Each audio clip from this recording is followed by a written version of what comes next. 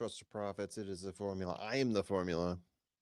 Here to talk with you, capping the card for Oaklawn, December 13th, 2025. And I missed last week.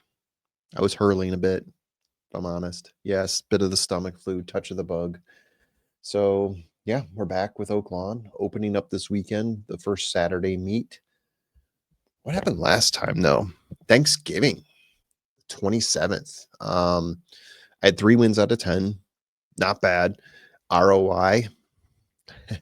So you take 10 races, minimum bet $2 a race, that's $20. The return was $20.40. So yes, positive ROI. Can't beat it. I believe that is a 2% ROI positive. Yeah, been better. But we'll take it though. We'll take it. I mean, there's some slates you could probably post an O for. I mean, I definitely wouldn't. But I think probably it's possible. And we had 2 exactas too. We bookended with exactas. Thankfully for us, For the Win Slam or FTW Slam, the 9 horse in race 10 posted a big win, 1260, and on top of the 5 horse posted a $30.30 victory. If you're like me, you might take all these and exacta box them up, in which case you'd be paying $18 because one of them is out there, the scratch and the value play in race 5. $18, you do that, you get the 220 there, you get the 30 there. Yeah, close to double your money. Close. Pretty good return though for the exacta boxes if you played it that way. So hoping someone out there did all right with those picks. Let's move on to 10 more picks. Like I said, we're doing Oaklawn, December 12th. Sorry, December 13th, Saturday coming up. Awesome start so far. Race 1, maiden claiming on dirt, 6 furlongs for 30K, 10 entries. I'm going to go with Jetpack as my safe play. Starting off the day at 7-2. We'll see where that goes.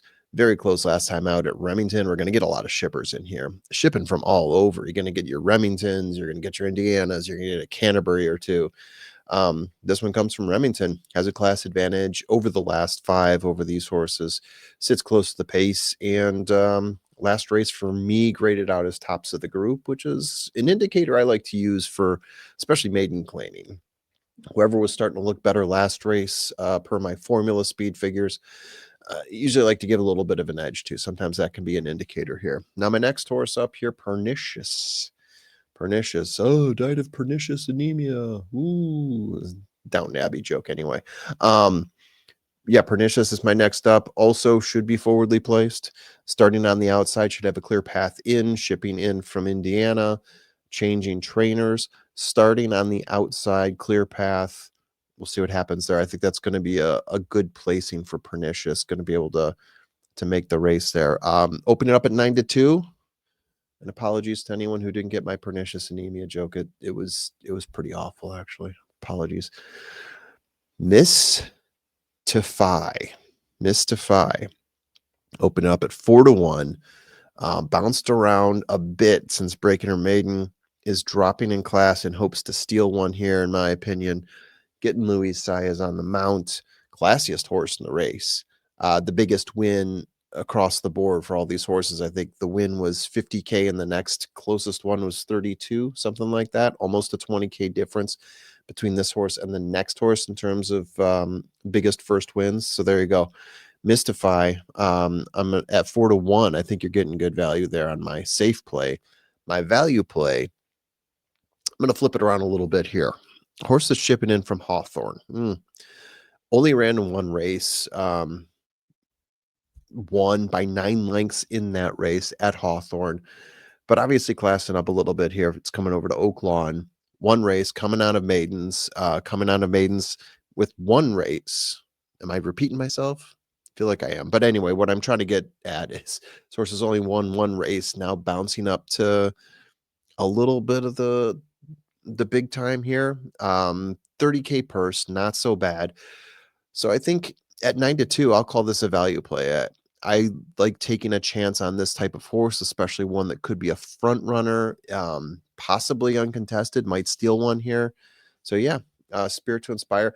Based on the one race and how well Spirit to Inspire did in that race, I'm curious to see if you actually get anywhere close to that 9-2 or what happens. I'm as curious to see what happens um, with the post time odds as I am to play Spirit to Inspire.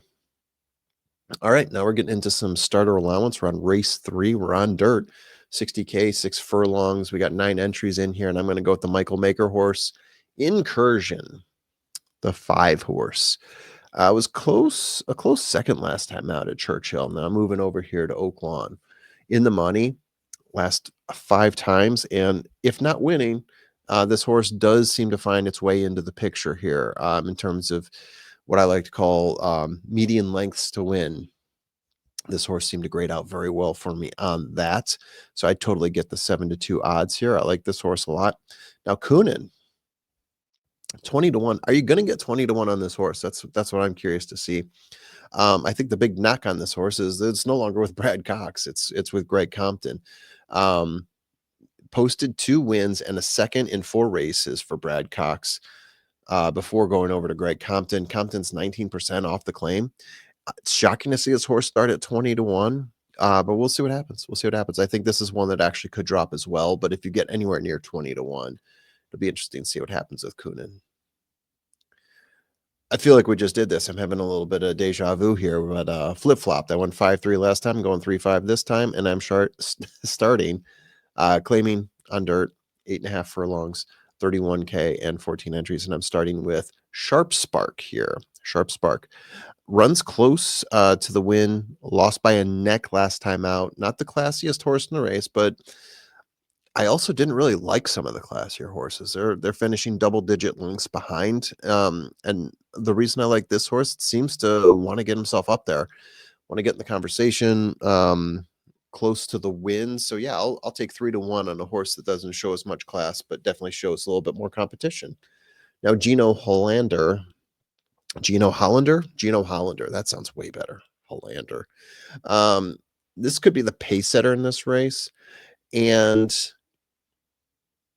yeah, I think it could also hold on as well. At 8-1, I'm willing to take a risk on that if you get those types of odds.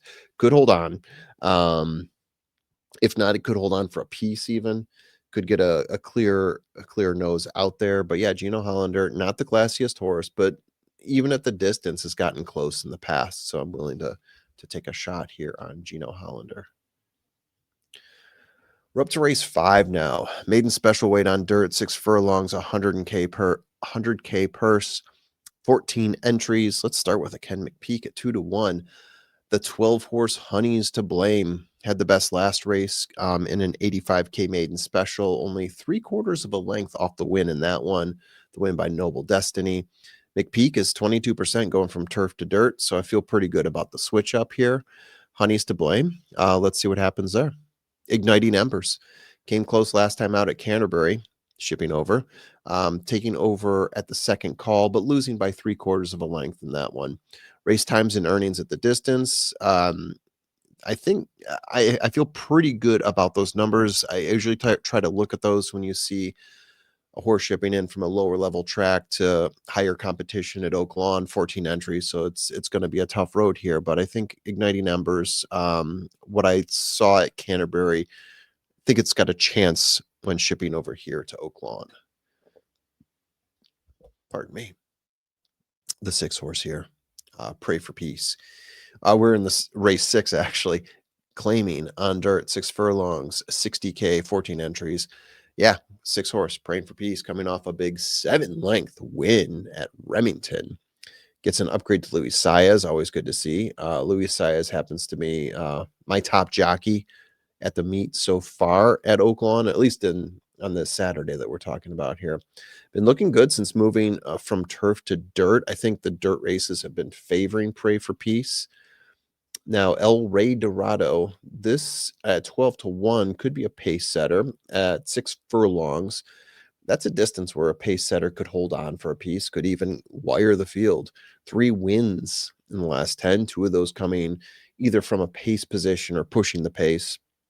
Last time out went 8.5 furlongs. Did well. Is now cutting back to 6. So it's one of those, stretch it out to 8.5 and then run a sprint, especially for a horse that wants to be forwardly placed. That could be a good indicator here for the Chris Hartman horse, El Rey Dorado, getting Tyler Bacon. Delicious. All right, race 7, maiden special weight on dirt, 8.5 furlongs, 100K purse, 14 entries, and I'm going to go with the chalk here. The 7-5 favorite, the Mark Cassie, Jaime Torres, Good Magic, Our Magical Moon. Should be fine adding on the distance. Good Magic being a good distance sire. Came close a couple times at shorter distances, twice setting the pace and fading. Last time out going a mile and sitting back just off the pace and getting second place out of it. I think that's a good move there for Magical Moon. Not jumping on the pace too early, but rather sitting back a little bit, striking 8.5. That's exactly what you want to do. Don't want to see the pace and fade. Into battle. Into battle. I did a double take here. Into battle is a Brad Cox horse with Louis Saez, Omaha Beach, the sire, and you're getting 8-1.